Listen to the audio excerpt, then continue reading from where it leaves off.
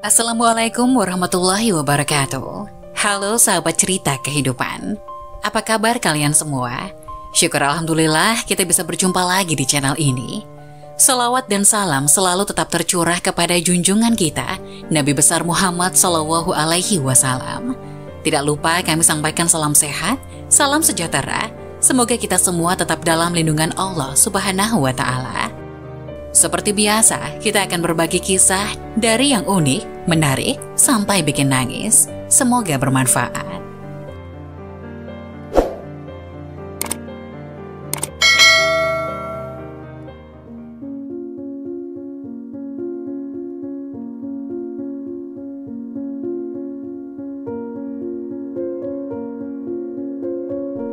Wajib tahu, inilah 4 sholat sunnah yang dianjurkan Rasulullah Shallallahu Alaihi Wasallam. Rugi apabila ditinggalkan. Sholat sunnah memang tidak wajib, namun jika sholat-sholat sunnah ini ditinggalkan, maka kita bisa sangat rugi besar. Meski tergolong sunnah, namun mengamalkan sholat ini sebaiknya tidak luput, sehingga menjadi rutinitas kita di samping menunaikan ibadah wajib.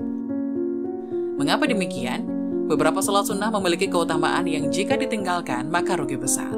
Sebab keutamaannya sholat sunnah menjadi wasiat Rasulullah Shallallahu Alaihi Wasallam agar kita berupaya melaksanakannya. Rasulullah mewariskan agar kita berupaya selalu melaksanakannya. Apa saja keempat sholat sunnah tersebut yang sangat rugi bila ditinggalkan? Simak penjelasannya berikut ini. Sholat tahajud.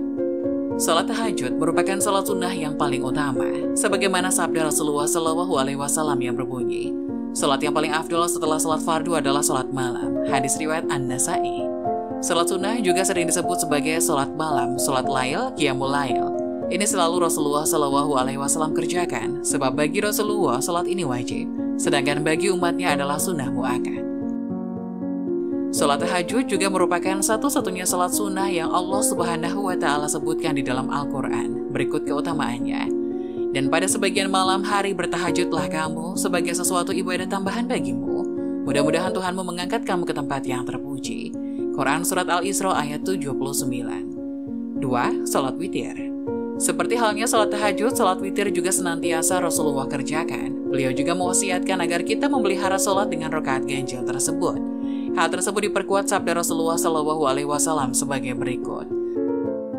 Sesungguhnya Allah Subhanahu wa Ta'ala telah memberikan kalian tambahan sholat, maka peliharalah dia, yaitu sholat witir. Hadis riwayat Ahmad. Sholat witir merupakan salah satu dari 3 wasiat Rasulullah Shallallahu Alaihi Wasallam kepada Abu Hurairah untuk senantiasa dikerjakan dan jangan sampai ditinggalkan. Ketiga, sholat sunnah fajar. Sholat sunnah fajar atau sholat qobliyah subuh hendaklah kita upayakan sekuat tenaga untuk selalu kita amalkan. Keutamaannya yang luar biasa sungguh membuat kita merugi jika meninggalkannya. Sebagaimana sabda Rasulullah Shallallahu Alaihi Wasallam yang berbunyi, 2 rakaat sholat sunnah subuh lebih baik daripada dunia dan seluruh isinya. Hadis riwayat Muslim. Dalam mengerjakannya, Rasulullah senantiasa menjaga sholat sunnah ini, bahkan melebihi sholat sunnah lainnya. 4. Sholat duha. Jika sholat tahajud dan witir dikerjakan di malam hari dan sholat fajar dikerjakan setelah terbitnya fajar, maka sholat duha adalah sholat sunnah yang dikerjakan di pagi hari.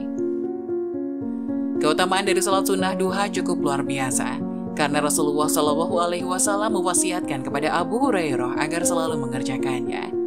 Kekasihku Muhammad Shallallahu Alaihi Wasallam mewasiatkan kepadaku 3 perkara: puasa 3 hari setiap bulan atau ayyamul bid, sholat duha 2 rakaat, dan sholat witir sebelum tidur. Hadis riwayat Bukhari dan Muslim. Tak hanya itu saja, ternyata mengenai 8 keutamaan sholat sunnah rawatib, manfaatnya sungguh luar biasa. Sholat sunnah rawatib merupakan sholat yang memiliki sederet keutamaan yang mulia. Oleh sebab itu perlu diketahui keutamaan sholat sunnah rawatib agar termotivasi untuk melaksanakannya.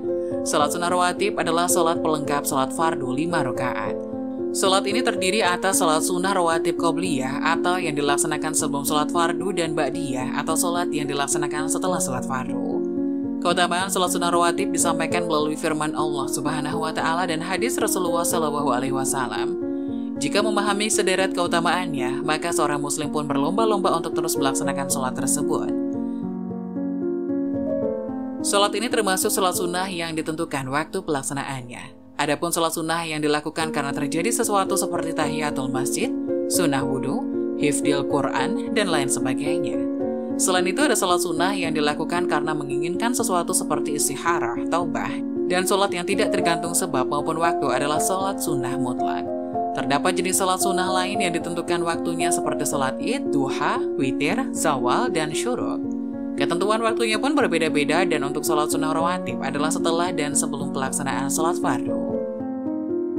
Keutamaan sholat sunnah rawatib sangat besar dan mengagumkan. Untuk mengetahuinya, berikut sederet keutamaan sholat sunnah rawatib dan penjelasannya. 1. Berpengaruh terhadap nasib seorang muslim. Sholat rawatib berpengaruh terhadap nasib seorang muslim, antara nasib bahagia maupun sengsara. Tolak ukur Allah Subhanahu wa Ta'ala dalam menilai hambanya adalah melalui sholatnya. Apabila seorang hamba memiliki kebiasaan yang baik dan benar dalam melakukan sholatnya, maka Allah Subhanahu wa Ta'ala pun akan melanjutkan penilaiannya terhadap amal lainnya. Sebaliknya, jika seorang muslim sholatnya sudah buruk, maka Allah Subhanahu wa Ta'ala tidak perlu melihat amal lain untuk memutuskan nasib hambanya. 2. Penyempurna sholat fardu. Keutamaan sholat sunnah rawatib yang berikutnya adalah sholat ini menjadi pelengkap dan penyempurna sholat fardu. Rasulullah SAW bersabda, sholat fardu, zakat, dan kewajiban-kewajiban lain bila masih tidak sempurna, maka dapat disempurnakan dengan yang sunnah. 3. Menyempurnakan amalan yang kurang. Keutamaan sholat sunnah rawatib yang berikutnya adalah mampu menyempurnakan amalan yang kurang. Adapun hadis yang memuat hal tersebut berbunyi, bila seorang hamba mengalami cacat atau kurang dalam amal ibadah, maka Allah berfirman, "Wahai para malaikat, lihatlah dahulu pada hambaku yang punya amal sunnah, sehingga itu bisa menyempurnakan amalnya yang kurang." 4. Amal yang pertama kali dihisab. Seperti yang sudah disinggung sebelumnya, amalan sholat adalah amalan yang pertama kali dihisab. Jika melaksanakan sholat sunnah, maka amalan fardu lainnya disempurnakan. Berikut hadis yang memuat ketentuan tersebut.